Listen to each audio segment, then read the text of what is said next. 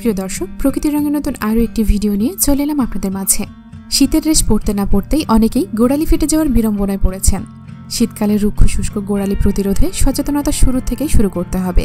শীতের সময়টুকু জুড়ে গোড়ালি নরম রাখতে কিছু টিপস সম্পর্কে জানাবো আজকের ভিডিওতে, তাই ভিডিওটি না টেনে শেষ পর্যন্ত আমাদের সাথেই থাকুন।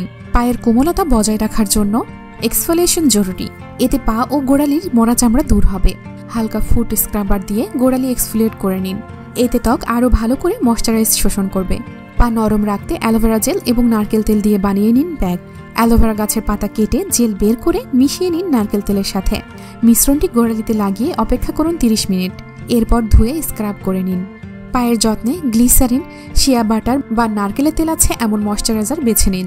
এই ধরনের উপাদানগুলো ত্বকের গভীরে গিয়ে আর্দ্রতা যোগায়। গোসলের আগে কুসুম গরম পানিতে কয়েক ফোঁটা শ্যাম্পু মিশিয়ে পায়ের গোড়ালি ডুবিয়ে রাখুন। 15 থেকে 20 মিনিট পর পিউমিশ স্টোন বা ব্রাশের সাহায্যে ঘষে ঘষে গোড়ালি পরিষ্কার করুন। গরম পানিতে কয়েক ফোঁটা টিউরিটি অয়েল বা ল্যাভেন্ডার অয়েল মিশিয়ে দিন, পাশাপাশি পিঙ্ক সল্টও মেশাতে পারেন। এই পানিতে পা 15 থেকে 20 মিনিট ডুবিয়ে রাখুন, পায়ের ত্বক ভালো থাকবে। অ্যালোভেরা জেল ও মধু মিশিয়ে গোড়ালিতে লাগান, 15 মিনিট অপেক্ষা করুন, তারপর ধুয়ে ফেলুন। সপ্তাহে 2 থেকে 3 দিন ব্যবহার করুন এই ব্যাগ। একটি কলার টুকরোর সঙ্গে 3 টুকরো নারকেল ব্লেন্ড করে নিন। মিশ্রণটি পায়ের ফাটা জায়গায় ভালো করে লাগিয়ে রাখুন। প্যাকটি শুকিয়ে গেলে কুসুম গরম পানি দিয়ে ধুয়ে ফেলুন। এই প্যাকটি ব্যবহারে আপনার পায়ের গোড়ালি হবে নরম। রাতে ঘুমাতে যাওয়ার আগে অবশ্যই পায়ে ময়শ্চারাইজার মাখুন ও গ্লিসারিন একসঙ্গে মিশিয়েও ম্যাসাজ করতে পারেন গোড়ালিতে।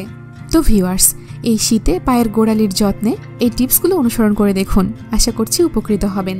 ভিডিওটি ভালো লাগলে লাইক ও শেয়ার করুন এবং সাবস্ক্রাইব করে আমাদের সাথেই থাকুন। ধন্যবাদ।